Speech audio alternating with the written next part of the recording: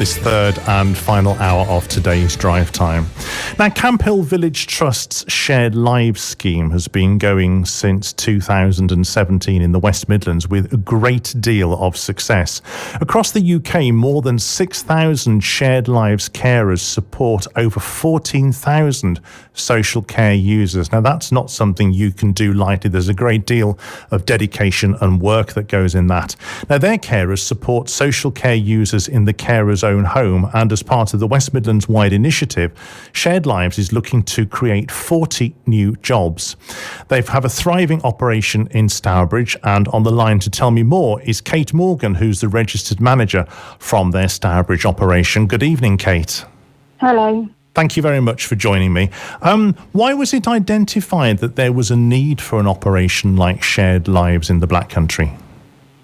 Okay, well, I mean, across the UK, Shared Lives has actually been around since the 1970s, and most local authorities do have a Shared Lives scheme, so it's not a new model at all. Even in the West Midlands here, we've got 10 schemes supporting close to 900 people, so it's proven to be a really resilient model of care throughout the ongoing pandemic. And this national project that we're really pleased to be involved with, working alongside Birmingham City and Walsall Council, is really going to boost that recruitment of Shared Lives carers and offer that further across the region. So tell me how Shared Lives works. We often say that as a bit of a starting point that Shared Lives is sometimes described as a little bit like foster care for adults, but it really is a lot more than that, because we encourage people that we support to take control of their lives, make their own choices and decisions, develop skills and independence, and build on their social networks, and just live at the heart of the community just like you and I. So this is unusual because the social care user is supported in the carer's home, aren't they? Does this mean that they actually come and live with the carer on a long-term basis, or are there different levels of care that you can offer? Yeah, there are different levels of care. So it kind of flips the traditional form and the traditional models of social care on its head, really, because Shared Lives uses the carer's home as a base.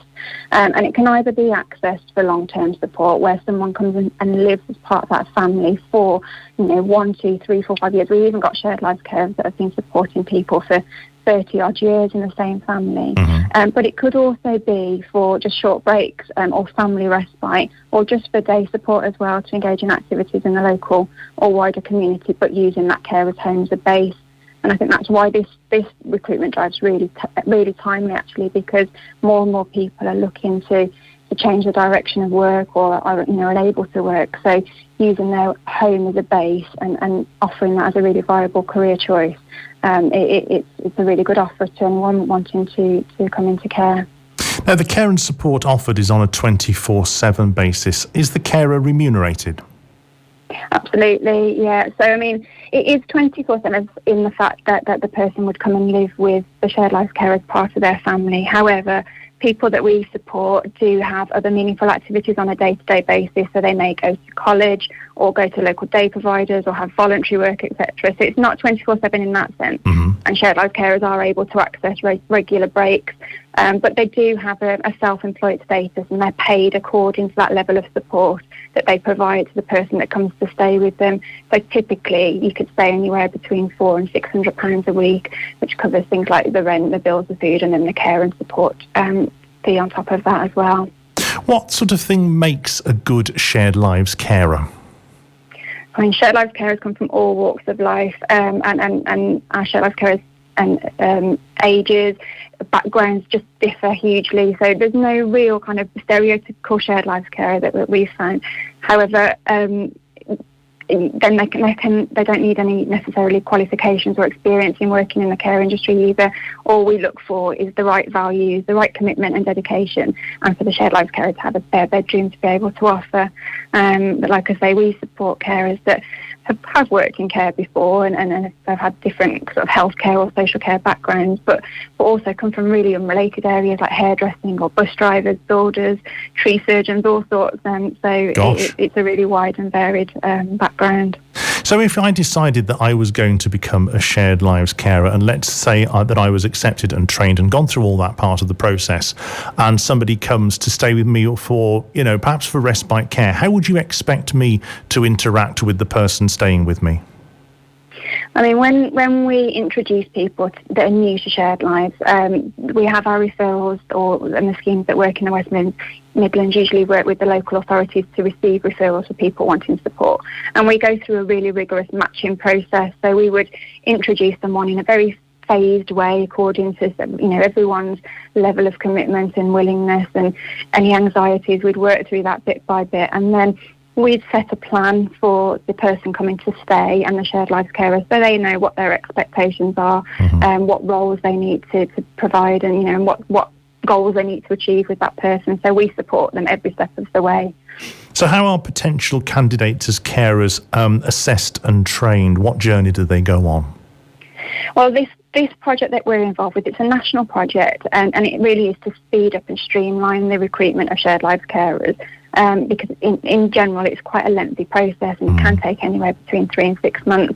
But this project is really, like I say, being able to focus on supporting people in a much more virtual way to become shared lives carers. So it might be that we have telephone conversations or we have video calls with people, and we go through a series of stages to get to know the shared lives carer, to get to know a bit about their family and their life history, and then to see what they can offer someone becoming a shared lives carer as well. So we are tailoring it and streamlining it so that we can do things in a much more virtual way, which the world is going at the moment. Yeah, isn't it just? I mean, is there a minimum or maximum period of commitment required? Let's say, for example, I signed up and then suddenly there was a change in my career or my circumstances and I perhaps had to give it up. Are there any constraints placed on me for a minimum period of time, for example? No, not at all. I mean, shared lives carers are self-employed and they are in control of their own workload. And it might be that somebody comes to our service and they really want to offer somebody that long-term placement or long-term arrangement, and they stay with them for a long period of time. But it might just be that they're working in another job, or they've got children, or caring for an elderly family member. So they may only offer 1 or 2 nights per month, with some in between that as well. So it's very, very flexible. And again, like I say, it's very important at this time where people are juggling all sorts, childcare, homeschooling, all that sort of thing. So the shared lives carers dictate to us, what level of support that they're able to provide. I think they also have to bear in mind, I'm sure, that their actions will have an impact on the person that they're supporting. Absolutely, and that's where the scheme support comes in terms of being able to monitor and support and keep that under review. And if things do change, then we adapt to that as well. How often do you review the work of the carer to make sure that they're meeting your standards? I mean, they may be self-employed, but they'll have your standards that they need to comply with. So how do you monitor that? Yeah, so all of our carers work very closely with an allocated coordinator, and that's the same up and down the country, that they'd have somebody that's allocated to them who provides that ongoing support, monitoring, advice and guidance. So it might be daily phone calls at the moment, or video calls, Zoom or team calls. In a normal world, it might be more sort of a face-to-face meeting where we'd go and see people in homes, and that can vary, once a month if need be, once a week if need be, but generally it's a little bit more staggered than that. But it's always to ensure that the carers have got everything that they need to do the job right, the person's supported and happy, and that we're complying and sitting within all of our guidelines and regulations. Now, across the West Midlands, you're looking to create 40 new jobs. How many of those are here in the Black Country? And sort of talk me through those role profiles. Yes, I mean, the national project is to recruit 160 across England before the end of March, and 40 of those are within the West Midlands. So we are focusing on the Black Country as our area, so Dudley, Wolverhampton, Walsall, Sandwell, Birmingham, and those. The aim is to work towards recruiting 40 shared lives carers as part of this project. And so we're having a big recruitment drive at the moment. We're going to be doing a lot of online and media coverage, social media, and Facebook campaigns and whatnot. So it's a really good time to get involved and find out more about ways that you could be involved to either kind of take a career change or to bring a bit more money in to help your family at this time. Now, like all care organisations, you're regulated by the Care Quality Commission, and I was delighted to learn that you received a good accreditation on your inspection in 2019. I mean, that's because you have a fantastic, dedicated team of people. What steps have you been taking to improve that to outstanding? We're trying to improve all of the time, and that CQC inspection came just after 6 months of being an active service. So we were very really proud good. of being able to achieve that. Yeah, absolutely. And it is down to the hard work of the staff team that I've got around me, the coordinators, and absolutely that of the shared lives carers and everything that they do every single day. But I mean, it's very difficult at the moment and very testing and challenging times. But we're using it to think and to act in much more creative ways. The shared lives carers are proving that every single day. So I think, come the end of the pandemic, whenever that may be, we're going to have a lot of really good evidence and examples of how things are being done in a much more creative way than perhaps we would have been doing ordinarily as well. I suppose it's the sort of thing that you never stop learning, and as an organisation and as the individual carers, everybody is constantly learning and constantly evolving. Absolutely, yeah. And when you're working with people and we're all working together, we're just one big team. So if there's things, and we've always said from day one, really, if there's things that we aren't doing right, tell us and we'll try and improve. So you can never sort of rest on your laurels that it's good enough, and we're always, but the shared lives carers are absolutely credit to that, and they're the people that sort of drive us and help us achieve and move forward all of the time. How has coronavirus affected the work that you do, and what sort of checks and balances have you got in place to protect, your clients and your own staff?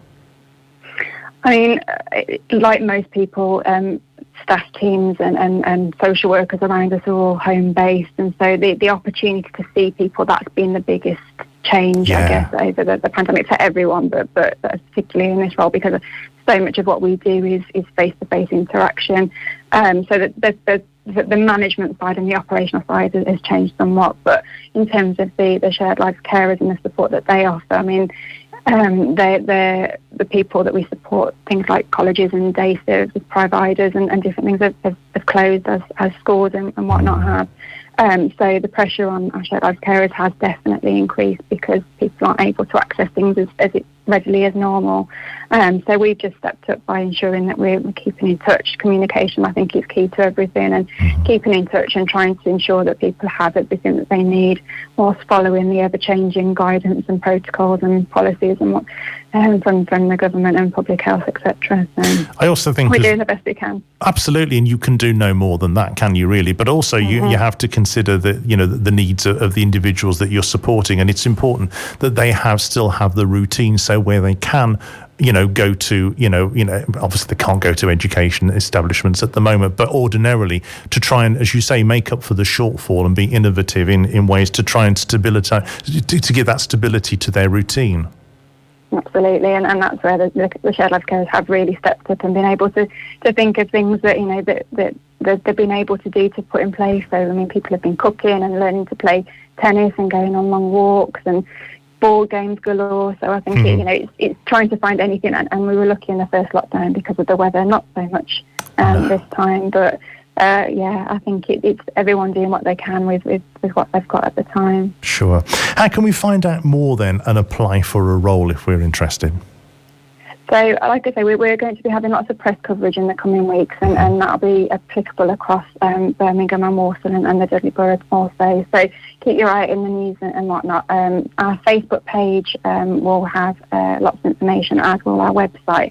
And anyone that does want to find out more, if they contact ourselves, we can then signpost to the Birmingham and the Walsall shared life schemes as relevant then in terms of the areas that the carers may live in. So the best thing to do really is take a look at the website or give us a call.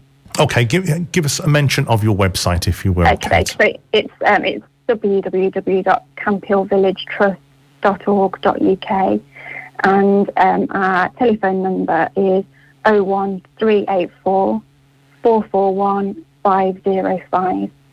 And if you search for Shared Lives, Campbell Village Trust Shared Lives on Facebook as well. And on Facebook. Brilliant. It sounds really, really good. And I'm sure you'll have those jobs snapped up before you know it. Okay, so it's a really good time to get in touch. Absolutely. And as you say, lots of people are considering a change of career now. I think a lot of people want to do things that have more value and may not necessarily be in the proverbial, rat race kind of thing. So, this, I think, is a career that will bring a lot of value to the carer, but also to the person they're supporting too.